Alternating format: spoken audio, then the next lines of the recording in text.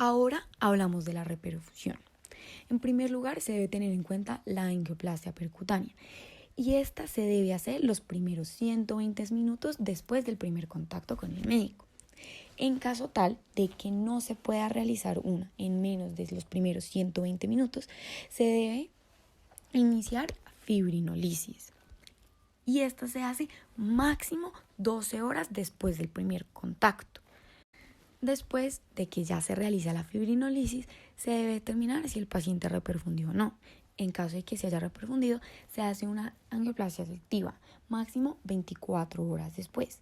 Si el paciente no reperfundió, se hace una angioplastia de rescate en menos de 2 horas.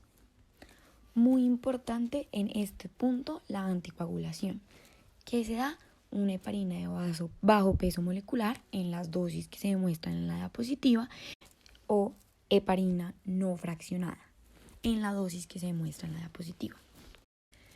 Es muy importante en los casos de infarto agudo de miocardio resaltar que el tiempo es oro, porque de esto depende el manejo del paciente y también depende el pronóstico del mismo.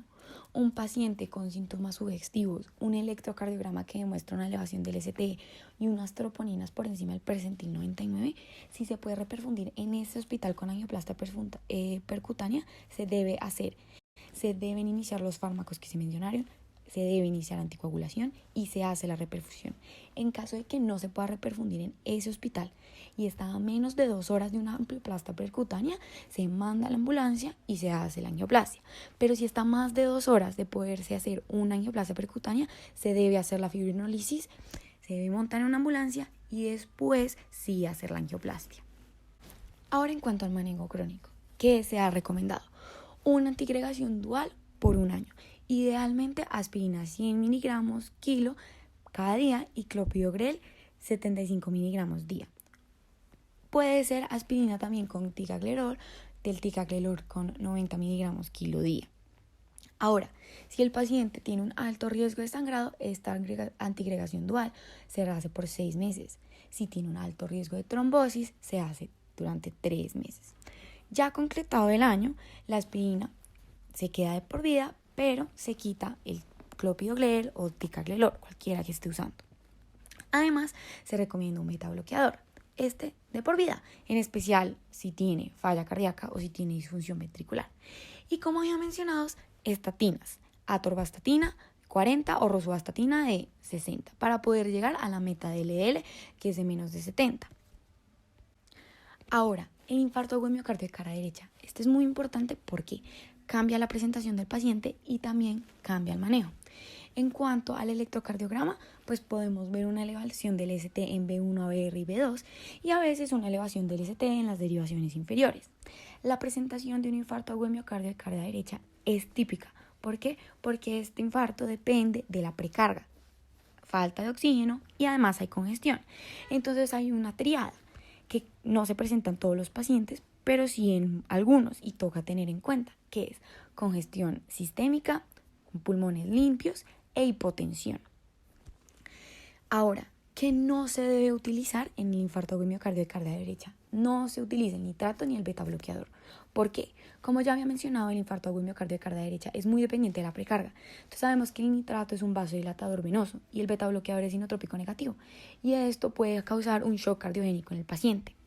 ¿Qué debemos hacer adicionalmente en estos pacientes?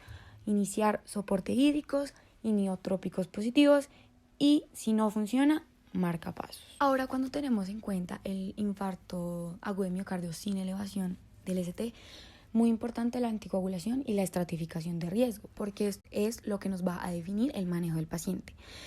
En primer lugar, farmacológicamente se maneja con aspirina, el betabloqueador, el inhibidor de P2Y, el oxígeno, la morfina, etc.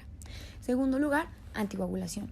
Las guías dicen que se recomienda fondaparin-ox como primera opción, sinoheparina no fraccionada y enoxaparina como última opción. El tercer punto es muy importante, la estratificación de riesgo, porque es lo que nos va a definir el manejo. Un riesgo muy alto indica una intervención invasiva inmediata de menos de 2 horas. Un riesgo alto indica una intervención invasiva temprana de menos de 24 horas. Un riesgo intermedio, una intervención invasiva en menos de 2 horas y un riesgo bajo, una intervención no invasiva. Una vez se hace la angiografía, se mira si hay indicación de revascularización. ¿Cuándo? Cuando hay una oclusión de más del 35% significativa o cuando hay una oclusión del más del 50% en los troncos coronarios. En un paciente con infarto agudo de miocardio es muy importante tener en cuenta las complicaciones. Las complicaciones hemodinámicas se clasifican por medio de la tabla Kimball que vemos acá. Está de la clase 1 a la clase 4. Clase 1 sería un infarto agudo de miocardio sin complicaciones. Clase 2 es cuando hay una insuficiencia cardíaca moderada, estertores bivasales, de pronto un S3, taquicardia. Una clase 3 sería una insuficiencia cardíaca grave que puede manifestarse como edema pulmonar agudo. Y la clase 4 como un shock cardiogénico. Ahora también hay complicaciones de tipo mecánicas, como cuáles, una ruptura ventricular. Una aguda genera taponamiento cardíaco y en menos de 40% de los pacientes se presenta como una triada que se llama la triada de Beck, que incluye ingurgitación yugular, ruidos cardíacos velados e hipotensión. Además, puede haber una ruptura de septum, que es una comunicación entre los ventrículos. Si es pequeña, puede manifestarse como un soplo pansistólico, pero si ya es más grande, pues puede ser un edema pulmonar agudo y shock. Otra complicación es un aneurisma, pues un pedazo miocardio necrosado que se dilata y hay un riesgo de generación de coágulo, y en el diagnóstico de pues normalmente les toman un electro y hay una elevación persistente del ST. También pueden ocurrir pseudoaneurismas que deben manejarse oportunamente porque si no pueden ocasionar de pronto un taponamiento cardíaco. También está la ruptura del músculo papilar, que se presenta como una insuficiencia mitral, edema pulmonar agudo y shock. Se debe hacer un manejo con vasodilatadores y balón. Están también las complicaciones pericárdicas, como cuál es una pericarditis fibrinoide. Sabemos que el infarto es un proceso inflamatorio y si esto afecta al pericardio, pues puede ocasionar esta pericarditis, se puede manifestar con disnea, dolor pleurítico, posible taponamiento, elevación generalizada del ST. También en estas complicaciones está el síndrome de Dressler autoinmune, donde se liberan componentes de tipo antiantígenos que reconoce el sistema inmune y autoanticuerpos y pues se atacan. Ahora, lo mejor para estas complicaciones que estuve revisando es identificarlas por el tiempo. Entonces, si es el primer día que tuvo el infarto, pues lo más probable es que la complicación sea una falla cardíaca o una arritmia. Si es en los primeros 2 a 4 días, también lo más probable es que sea una arritmia o de pronto una pericarditis fibrinoides. 5 a 10 días después del infarto es más sugestivo de una ruptura ventricular, una ruptura del septum o una ruptura del músculo papilar. O si ya es a las semanas o a los meses, lo más probable es que sea un aneurisma ventricular o un síndrome de Dressler. Y todo esto pues lo saqué de la guía. Muchas gracias.